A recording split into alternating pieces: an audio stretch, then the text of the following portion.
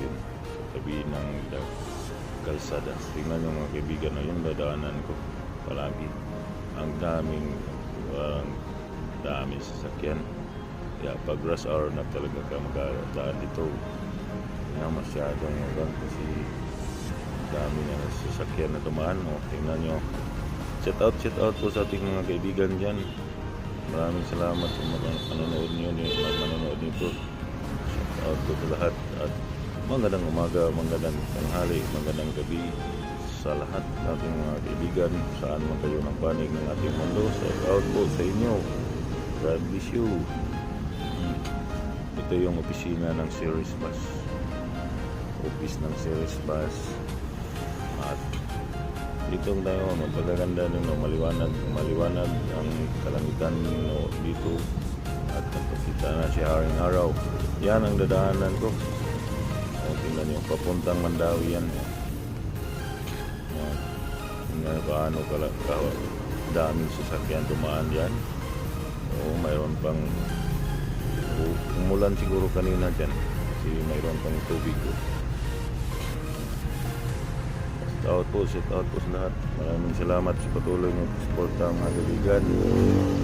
Panginoon na ang bahala sa inyo. God bless us all.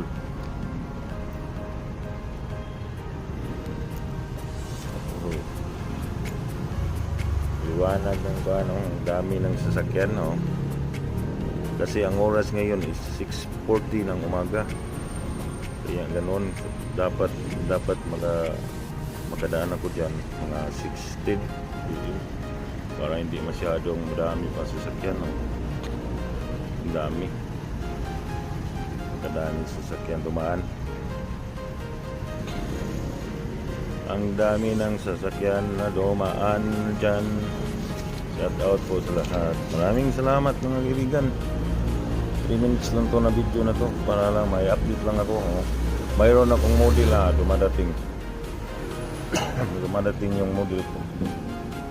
At malapit na siya sa akin. Malayo pa yan kasi naka-zoom yung cellphone ko. Tingnan nyo. Diba? Ang daming sasakyan.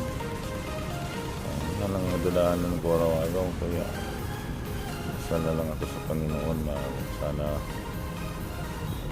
iwalay yung makarating ako sa aking pinapasukan na ligtas. Hanggang dito na lang siguro to mga kaibigan. Maraming salamat sa inyong suporta. God bless po sa ating lahat. Maraming salamat. At nandyan na ang model.